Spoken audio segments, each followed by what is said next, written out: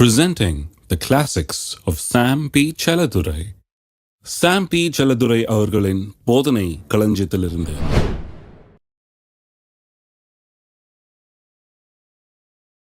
யோவான் எழுதின சுவிசேஷம் 16ஆம் அதிகாரத்துக்கு திருப்போம். 13ஆம் வசனத்திலிருந்து வாசிக்கிறேன் பாருங்க. சத்திய ஆவியாகிய அவர் வரும்போது சகல சத்தியத்துக்குள்ளும் உங்களை நடத்துவார். அவர் தம்முடைய சுயமாய் பேசாமல் தாம் கேள்விப்பட்டவைகள் யாவையும் சொல்லி வரப்போகிற காரியங்களை உங்களுக்கு அறிவிப்பார். அவர் என்னுடையதிலிருந்து எடுத்து உங்களுக்கு அறிவிப்பதனால் என்னை மகிமைப்படுத்துவார். பிதாவினுடையவைகள் யாவும் என்னுடையதிலிருந்து எடுத்து உங்களுக்கு அறிவிப்பார்னு சொல்கிறாரு. எது அவருடையது? பிதாவினுடையவைகள் யாவும் என்னுடையவைகள், அதனாலே அவர் என்னுடையதிலிருந்து எடுத்து உங்களுக்கு அறிவிப்பார். அவருடையதிலிருந்து எடுத்து ஏன் நமக்கு அறிவிக்க வேணும்? ஏன்னு சொன்னால், அவருடையதிலிருந்துன்னு சொன்னால் ஏதோ அது அவருடையதுன்னு அர்த்தம் இல்லை. அவருடையதுன்னா அவர் வச்சுக்கிட்டு நமக்கு சொல்லி என்ன பிரயோஜனம்? இப்போ நீங்கள் எவ்வளோ வச்சுருக்கீங்கன்னு எனக்கு சொல்லி என்ன ஆக போகிறது? நீங்கள் வச்சுருக்கிறதெல்லாம் எனக்கு சொந்தம் அப்படின்னு சொன்னால் நீங்கள் வச்சுருக்கிறது எவ்வளோன்னு தெரிஞ்சிக்க வேண்டிய அவசியமாக இருக்குது எனக்கு. ஏன்னா அதெல்லாம் என்னுடையது இல்லைங்களா? இப்போ நான் இங்கே இருந்துக்கிட்டு எனக்கு என்னெல்லாம் இருக்குதுன்னு சொல்லிட்டு இருந்தேன்னா நீங்கள் எந்திரிச்சு போயிடுவீங்க, பிரசங்கமே வேணான்னு சொல்லி. ஏன்னா இந்த பிரசங்கம் என்னத்துக்கு, இவருக்கு என்னமோ இருக்குதோ அதை சொல்லிட்டு இருக்கிறாரு. உங்களுக்கு என்ன இருக்குது? அதைத்தான் இங்கே சொல்ல வருது. அவருடையதிலிருந்து எடுத்து உங்களுக்கு அறிவிப்பார்னா என்ன அர்த்தம்? அவருடையதுன்னு சொன்ன என்ன இருக்குது? பிதாவினுடையதெல்லாம் அவருடையதுன்னு சொன்னால் அதெல்லாம் என்னுடையது. எனக்கு ஒரு பிரதிநிதியாக இருந்து, மனுவர்க்கத்தின் பிரதிநிதியாக இருந்து பிதாவினுடையவர்கள் எல்லாவற்றையும் அவர் பெற்றுக்கொண்டார். எனக்காக அவர் பெற்றுக்கொண்டார். மனுவர்க்கத்தின் பிரதிநிதியாய் பெற்றுக்கொண்டார். அதெல்லாம் என்னுடையதாய் இருக்கிறது. ஆகவே தான் அவருடையதிலிருந்து எடுத்து எனக்கு அறிவிப்பது ரொம்ப அவசியமாக இருக்குது. அதை நான் கேட்கறது, தெரிந்து கொள்வது அவசியமாக இருக்குது. இதுக்குனே சத்திய ஆவியானவர் பரலோகத்திலிருந்து இறங்கி வந்து எனக்குள்ளே வாசம் பண்ணி கொண்டு இருக்கிறார் என்று வேதவசனம் சொல்லுகிறது. இப்போ பாருங்கள், சத்திய ஆவியானவர், பேரே சத்திய ஆவியானவர்லாம் சொன்னேன். சகல சத்தியத்துக்குள்ளே வழி நடத்துவார். சகல சத்தியத்துக்குள்ளே வழி நடத்துறதுனா இது கொஞ்ச நாளில் முடியறதில்லை, இது ஒரு வாழ்நாளில் முடியறதில்லை, இது 10 வாழ்நாளில் முடியறதும் கிடையாது, இது 1000 வாழ்நாளில் முடியறதும் கிடையாது. நான் 100 வருஷம் வாழ்ந்து 1000 முறை திருப்பி பிறந்து வாழ்ந்தாலும் சகல சத்தியத்துக்குள்ளும் வழி நடத்த முடியாது. ஏன்னு சொன்னால் அவ்வளவு காரியங்களை தேவனுடைய அன்பு எனக்கு அருளி செய்திருக்கிறது. இதை சொல்ல போனால் முடிவே கிடையாது. அவருடைய இரக்கங்களுக்கு முடிவே இல்லைன்னு சொல்லியிருக்குது. அந்த இரக்கம் எனக்கும் உங்களுக்கும் அவ்வளவை கொடுத்திருக்கிறது. இதெல்லாம் சொல்ல போனால் இந்த வாழ்நாள் முழுக்க நீங்கள் இங்கே வந்து கேட்டுக்கிட்டே இருக்கலாம், அது சொல்லி தீர முடியாது. ஆகவே தான் கர்த்தர் நித்தியமாய் நாம் அதை கேட்க போகிறோம். கர்த்தர் நமக்கு அது வழிவாசலை திறந்திருக்கிறாரு. அது தேவ ஆவியானவர் மூலமாக நித்தியமாய் இவைகள் நமக்கு வெளிப்படுத்த போகிறது. ஏதோ இங்கே வந்து கொஞ்சம் வருஷம் கேட்டுட்டு இருக்க போகிறோம் இல்லை, காலகாலமாக நித்தியமாய் யுகமாய் நாம் இதை கேட்டு அனுபவிக்க போகிறோம். இதற்காகவே சத்திய ஆவியானவர் நமக்கு கொடுக்கப்பட்டிருக்கிறார். அப்போ பாருங்கள், சத்திய ஆவியானவர் இந்த சகல சத்தியத்துக்குள்ள வழி நடத்த வந்திருக்கிறார். நமக்கு ஏராளமாக கொடுக்கப்பட்டிருக்கிறது. இதெல்லாம் புரிந்து கொள்ளும்படியாக தான் அவர் வந்திருக்கிறார். இவர் தான் வெளிப்பாட்டை தருகிற வெளிப்பாட்டின் ஆவி. சரி, இப்போ 16ஆம் அதிகாரத்திலேயே இன்னும் சில வசனங்களை வாசிப்போம். கொஞ்சம் முன்னால் சென்று 7ஆம் வசனத்திலிருந்து வாசிப்போம். 16ஆம் அதிகாரத்தில் 7ஆம் வசனத்தில், நான் உங்களுக்கு உண்மையை சொல்லுகிறேன், நான் போகிறது உங்களுக்கு பிரயோஜனமாக இருக்கும். நான் போகாதிருந்தால் தேற்றவாளன் உங்களிடத்தில் வரார், நான் போவேனையாகில் அவரை உங்களிடத்தில் அனுப்புவேன். கொஞ்சம் சொல்கிறது கொஞ்சம் கவனிக்கணும். இங்கே வேதத்தை வாசிக்கும் போது கொஞ்சம் ஆழமாக சிந்திக்கணும் என்ன சொல்கிறாருன்னு. அவர் சொல்கிறாரு, நான் உங்களுக்கு ஒரு உண்மையை சொல்கிறேன்றார். ஒரு உண்மையை சொல்கிறேன்னொடனே காதெல்லாம் நல்லா சாட்சி கேட்கணும். ஏன்னு சொன்னால் இது இன்னும் விளங்கலை யாருக்குன்னு அர்த்தம். இது இன்னும் யாருக்கும் புரிஞ்சு கொள்ளல. இதை புரிஞ்சு கொண்டால் பெரிய வெற்றி வாழ்க்கையில் உண்டாகும். இப்போ காமிக்க போகிறேன் உங்களுக்கு. நான் உங்களுக்கு ஒரு உண்மையை சொல்லுகிறேன். இந்த உண்மை உங்களுக்கு தெரியுமா? என்ன உண்மை அது? அது சொல்லுகிறாரு, நான் போகிறது உங்களுக்கு பிரயோஜனமாக இருக்கும். நீங்கள் நிறைய பேர் அவர் வருவாரான்னு கெஞ்சிக்கிட்டு இருக்கிறாங்க. அவர் சொல்கிறார், நான் போகிறது உங்களுக்கு நலமாக இருக்கும். அவர் இருந்தால் நல்லா இருக்கும் ஐயா. அவர் இருந்தால் 5 அப்பத்தை 2 மீனை 5000 பேருக்கு போஷித்தவர் எனக்கும் போஷிக்க மாட்டாரா? அவர் இருந்தால் தண்ணீரை திராட்சரசமாக்கினவர் எனக்கும் ஆக்க மாட்டாரா? அவர் இருந்தால் எனக்கு இதை செய்வார், அதை அவர் போகிறது நமக்கு பிரயோஜனமாக இருக்குன்னு சொல்கிறாரு. எந்த விதத்தில் பிரயோஜனமாக இருக்கும்? அவர் செய்த அற்புதங்களை யோசித்து பாருங்கள். அவர் எப்படி ஜனங்களுடைய தேவையை சந்தித்தார் என்பதை யோசித்து பாருங்கள். ஆளாளுக்கு கூப்பிட்டு போய் அவங்கவுங்க வீட்டில் சோகம் இல்லாதவங்களாம் சோமாக்கி வச்சுட்டாங்க. பேதுரு கூப்பிட்டு போய் மாமியாரை சோமாக்கிட்டார். ஏசு இருக்கிறார், கவலைப்படாதுன்னு சொல்லிட்டு வந்திருக்கார் அந்த மாட்டை. நான் வர்றேன், கூப்பிட்டு போகிறேன், ஒன்றும் ஆகாது, எல்லாம் சரியாயிடும் சொல்லி கூப்பிட்டு வந்து இயேசு கூப்பிட்டு போய் எல்லாம் சரியாகி போச்சு அந்த அம்மாவுக்கு. ஆளாளுக்கு வந்து சில ஒரு 100 அதிபதியை கொண்டாடுறாங்க. சீஷர்கள் கொண்டு வந்தால் நல்ல ஆள், நமக்கெல்லாம் தேவாலயம்லாம் கட்டி கொடுத்துருக்காரு, ரொம்ப நல்ல மனுஷனாக நமக்கு நிறைய சகாயம் பண்ணுறாரு, இவர் ஒரு அதிகாரி, இங்கே நமக்கு ரொம்ப ஒத்தாசையாக இருக்கிறார். இவருடைய வீட்டில் யாருக்கும் சோகம் இல்லையா, கொஞ்சம் வந்து இவருடைய வீட்டில் கொஞ்சம் அவருக்கு சோகம் கொடுங்கன்னு சொல்லி கேட்குறாங்க பாருங்கள். இப்படி சுகமில்லாத நேரத்தில் இவரை கூப்பிட்டு வந்து சுகத்தை பெற்றுக்கொள்றதுக்கு எல்லாம் வழியை தேடிக்கிட்டாங்க எல்லாரும். இப்போ இவர் போகிறது இவங்களுக்கு நலமாக இருக்குன்னு சொல்கிறாரு. யோசித்து பாருங்கள், எப்படி நலமாக இருக்கும்? பசியாக இருந்தப்ப இவர் இருந்தால் பிரச்சனையே இல்லை. 5 அப்பத்தை 2 மீன் எடுத்து 5000 பேருக்கு இவர் போஷித்துறாரு. இவருடைய தேவைகளெல்லாம் சந்திச்சிடறாரு. டேக்ஸ் கட்ட வேண்டியதாக இருந்தது. இப்போ வருது டேக்ஸ் நேரம். நிறைய பேருக்கு அதை பற்றி கவலை, எப்படி தான் கட்டி தீரும் போதோன்னு. அவர் பேதுரு வந்து டேக்ஸ் கட்டணும்னு வந்தார். இன்கம் டேக்ஸ் கட்டணுங்கய்யா, என்ன பண்ணுறது? ஒன்றும் இல்லை, போய் ஒரு மீனை பிடினார், மீனை வாயை திறனார், உள்ள காசு இருக்குன்னார், போய் உனக்கும் எனக்கு சேர்த்து கட்டிட்டு வந்துட்டார். இவ்வளோ பெரிய வசதி, இவர் கூட இருந்தால் எவ்வளோ பெரிய வசதி பாருங்கள். எல்லாத்துக்கும் உதவி செய்கிறாரு. வீட்டில் சோகம் இல்லைன்னா வந்து சோகமாக்கிறாரு. யாருக்கா ஃப்ரெண்டுக்கு சோகம் இல்லைன்னா கூப்பிட்டு போய் சோகமாக்கிறாரு. சாப்பாடு வேணால் சாப்பாடு கொடுத்துட்றாரு. திராட்சரசம் ஆகி போச்சுன்னா அதையும் ஜாடியாக ரப்பி அது நிறைஞ்சு வழிகிற வரைக்கும் பண்ணிடுறாரு. இப்படியெல்லாம் உதவி செய்கிறாரு. இவர் போவது எப்படி நலமாக இருக்கும்? கொஞ்சம் யோசித்து பார்க்கலாம். அதனால சொல்கிறாரு, ஒரு உண்மையை உங்களுக்கு சொல்கிறேன், ஏன்னா இதை புரிஞ்சுங்கன்றார். இதை நிறைய பேர் கொஞ்சம் நின்று பார்த்து இன்னும் புரிஞ்சுக்கல. ஏன் எப்படி அது நலமாக இருக்கும்? இவ்வளவெல்லாம் செஞ்சுருக்காரு, இவர் போகிறது எப்படி நலமாக? இவர் இருந்தால் தானே நல்லது நமக்கு. இவ்வளவெல்லாம் செஞ்சவர் போகவே கூடாதுங்க, இவர் கூடவே இருந்தால் தான் நல்லது. இவ்வளவெல்லாம் செய்கிறவரை வந்து விடவே கூடாது, இவரை பிடிச்சிக்கியே வச்சிருக்கணும். ஏனென்று சொன்னால் இவர் இருந்தால் தான் எல்லாம் வேலையாகும். ஆனால் இவர் என்ன சொல்கிறார்? நான் போகிறது உங்களுக்கு நலமாக இருக்கும். கொஞ்சம் யோசித்து பார்க்கணும், இவர் போகிறது எப்படி நமக்கு நலமாக இருக்கும், எப்படி பிரயோஜனமாக இருக்கும். இவர் போகிறது மூலமாக என்ன பிரயோஜனம்? யார் இதை யோசிக்கிறதே கிடையாது பாருங்கள். எத்தனையோ காலமாக நானும் பிரசங்கள்லாம் கேட்டிருக்கேன், யார் அதை சொல்கிறது கிடையாது. எப்படி பிரயோஜனமாக இருக்கும்?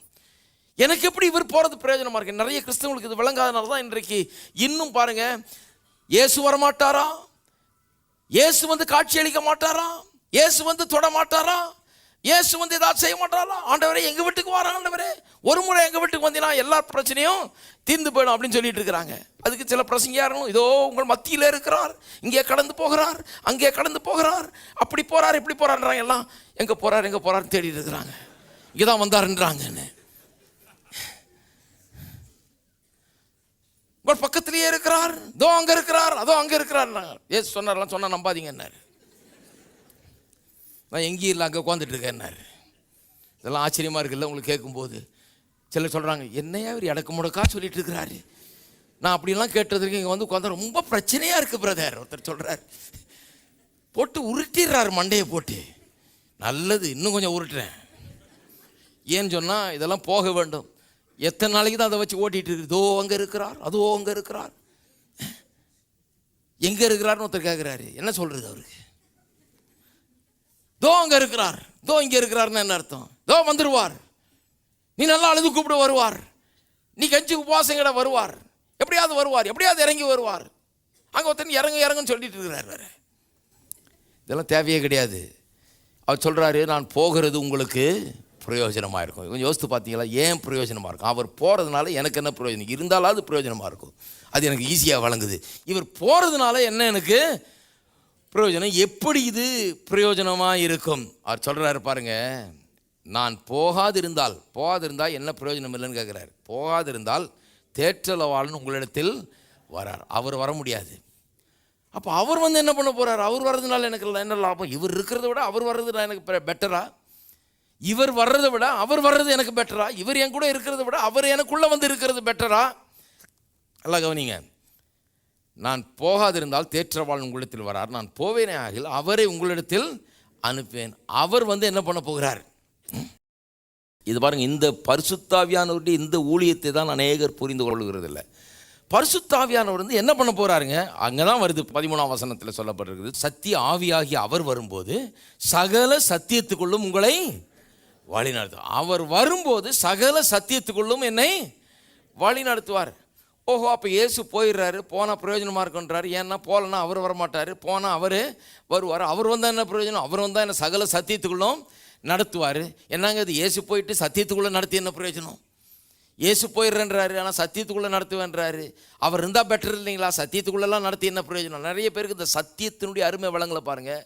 சத்தியத்தை எப்படி அறிந்து கொள்ள வேணும்? சத்தியத்தை அறிவீர்கள், சத்தியம் உங்களை விடுதலை ஆக்கும் என்று இயேசு சொன்னார்.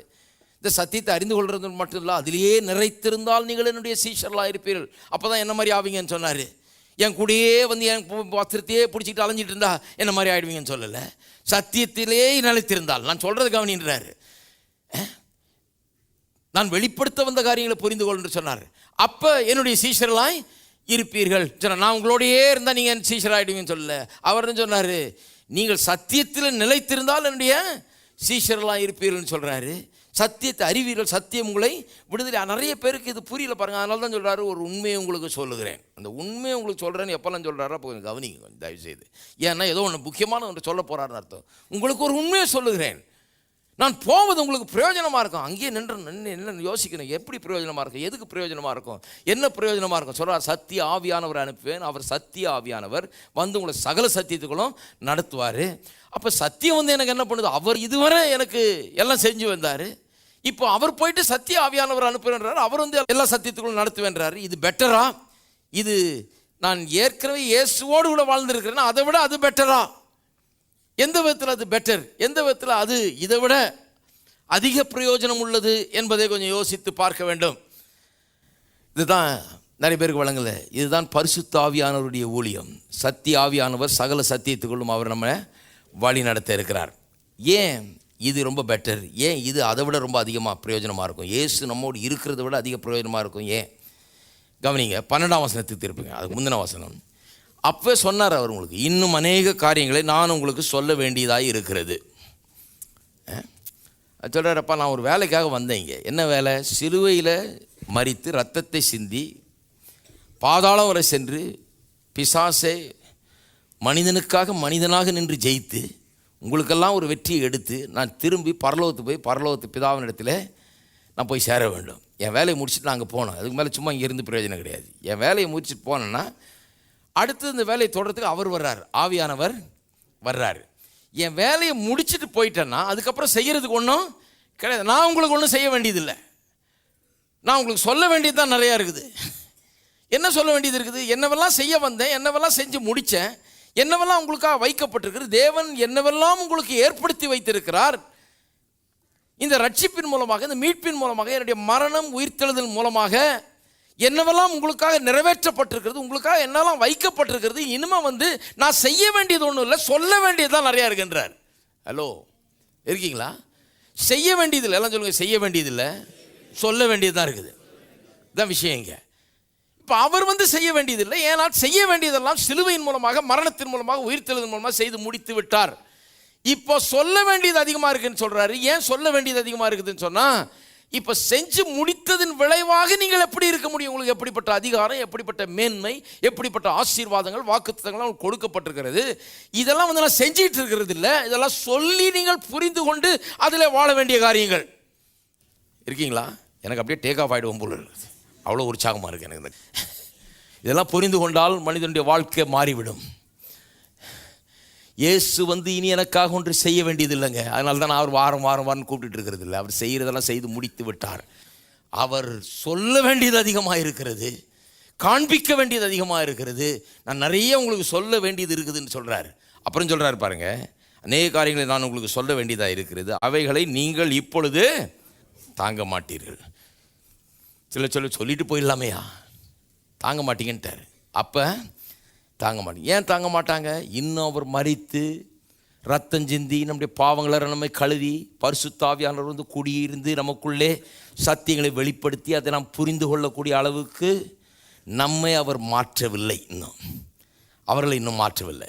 நம்மளை மாற்றிட்டார். இப்போ நம்ம உயிர்த்தெழுதலுக்கு பிறகு வாழ்ந்துக்கிட்டு இருக்கிறோம்.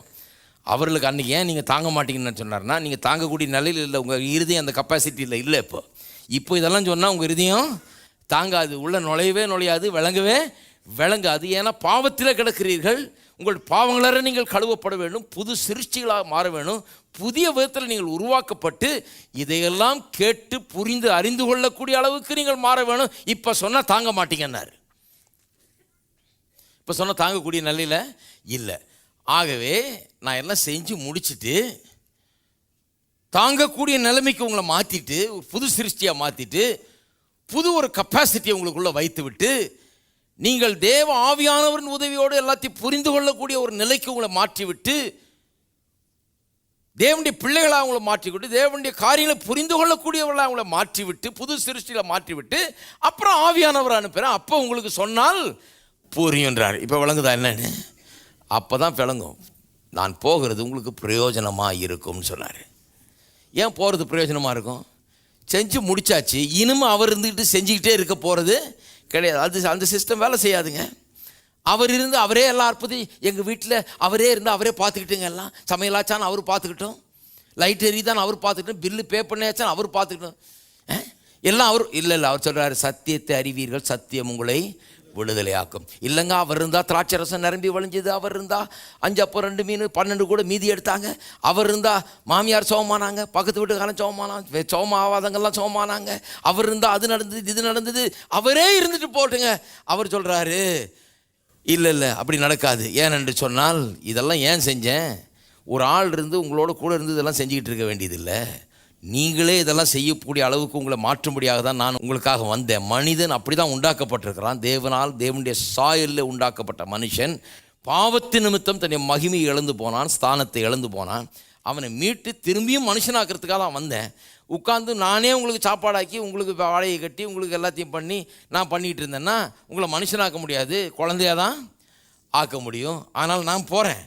இப்போ நான் என்னவெல்லாம் செய்திருக்கிறேனோ அதை நம்பி விசுவாசித்து அதன் அடிப்படையில் வாழ்ந்து அதன் வெளிப்பாட்டை பெற்று அதை ரியாலிட்டி ஆக்கி கொள்ளுங்கள். அப்போ நான் எப்படி 5 அப்பம் 2 மீனை ஆசீர்வதித்து பிட்டு கொடுத்த போது 12 கூட மீந்ததோ, உங்கள் வீட்டில் கூடையாய் மீந்திருக்கும்.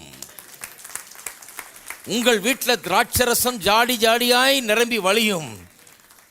உங்களுக்கு எந்த குறைவும் இருக்காது. ஏன்னா நான் உங்கள் மெய்ப்பராய் இருக்கிறேன், எல்லாத்தையும் செய்து வைத்திருக்கிறேன்.